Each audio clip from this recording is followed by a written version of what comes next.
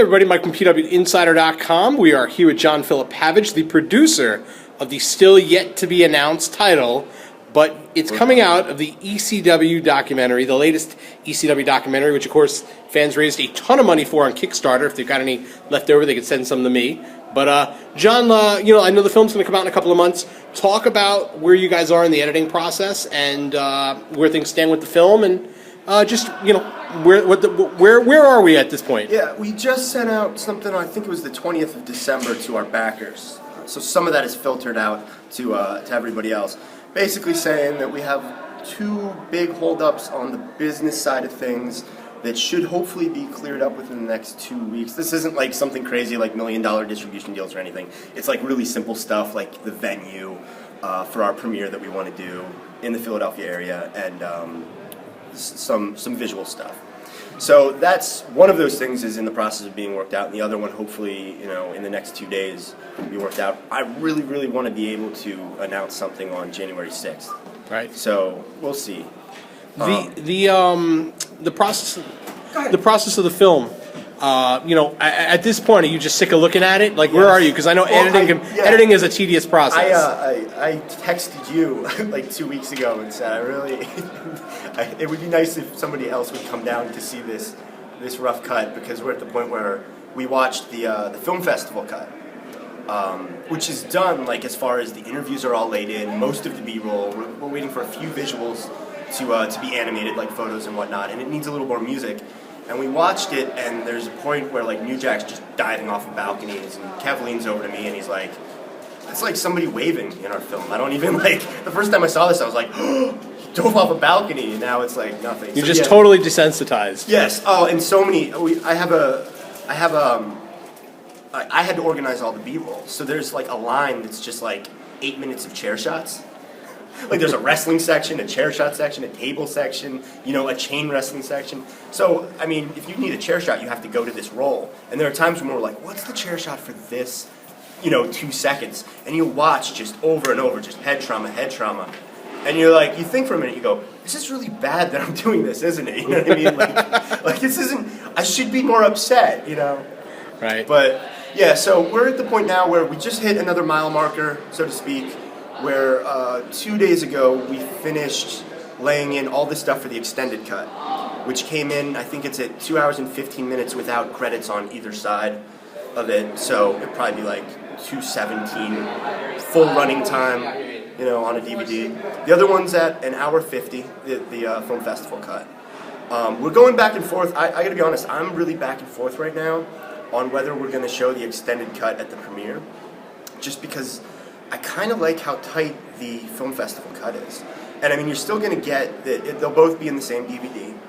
So, if you get the DVD, you'll get to see both of them, and you can choose. I kind of want to do the extended cut because I know a large percentage of wrestling-specific fans would be coming to the premiere, and also because that won't be shown at film festivals at any time, so it would be like the one cut. So you get like the one time you get a theatrical thing. Hi, Mom. Hello, Balls. My mommy. Balls. Balls. There you go. Cameo from Balls Mahoney. Yeah. With the extended cut, what's the difference? Are we going to see some other stories told beyond it, or are there different aspects of the overall storytelling? There's more in the front section about the impact that Paul Heyman made and what he did. In the film festival version, we kind of had to strip mine a lot of Todd Gordon's involvement out. Not that, I mean, he's in it, you know what I mean? But Paul getting more control, Paul taking over ownership, and, the infamous mole story were taken out of the film festival cut. Because once you start trimming a little bit, it's kind of like you can't have one without the other kind of a thing. Right. So that was, to make the film festival cut run well, we had to trim that out of it. That's back in the extended cut. The section that I know the journalists are waiting for, the fallout of the mass transit incident, is in the extended cut. That was laid in. So was it hard deciphering that? Because there's a lot of people who have a lot of different opinions about that situation. Yeah. We just gave everybody time, and we gave the accused time to speak.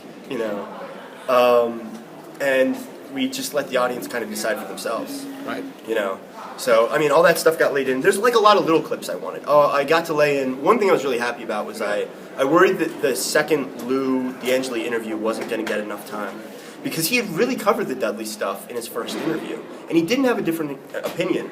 And by the way, I really want to know how you got that up so quickly. I went out to eat after the Smashing Pumpkins show and found out that it was already reported that I had interviewed everybody, including Rhino.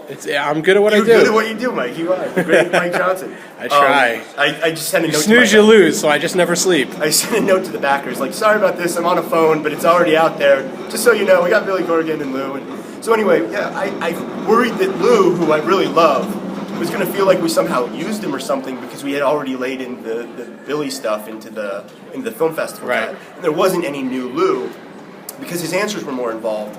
And thankfully, I got a bunch of new Lou in the extended cut. Awesome. So let me ask you this: as an independent producer, how important was Kickstarter to the process? And would you suggest someone who's an independent director or producer to use the Kickstarter process? Because there's been some crazy stories about it not working out for people and money being raised and kind of disappearing. But there's also been some success stories. So you know, I think like there's kind of like a changing of the guard where like before, if you wanted to create a project, you got to put your own money behind it.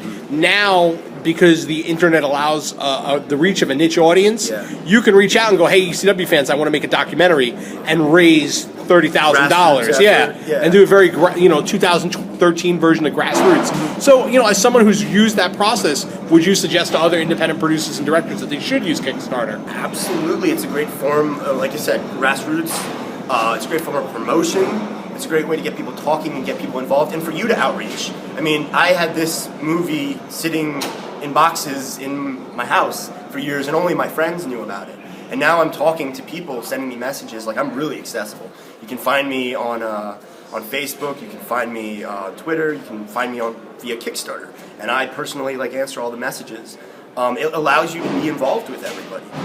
And Jesus, we raised $31,000, which, you know, we wouldn't be able to make the movie without that money, and we're lucky we did get that little extra. And you got more than you asked for. Yeah. The original budget was like $33.2, I think, and we got $31.2 roughly.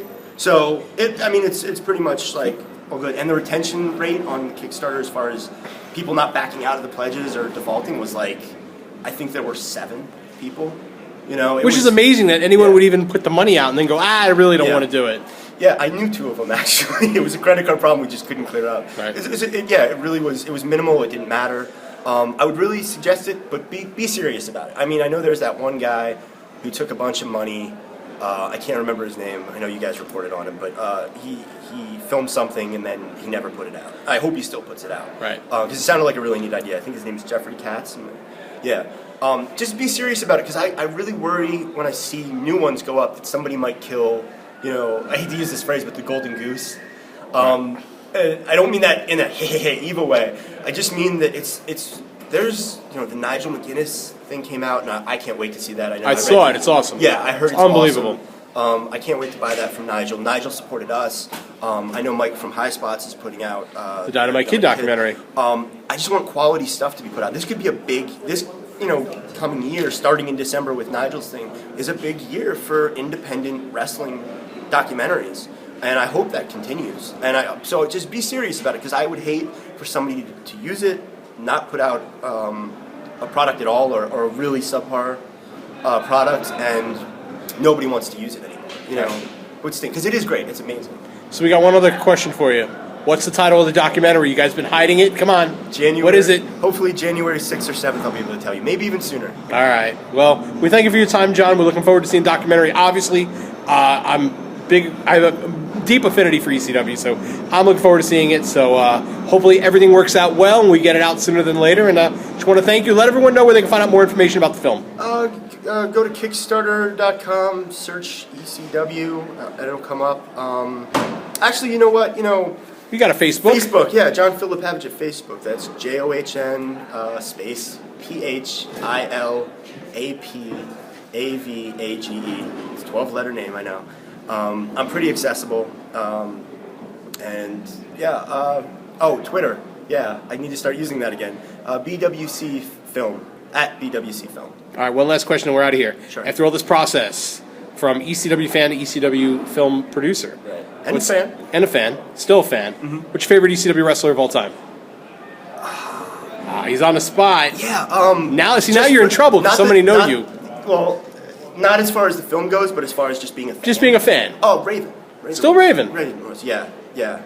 I thought that was the most amazing character. Yeah. All right. I love the stories that they told.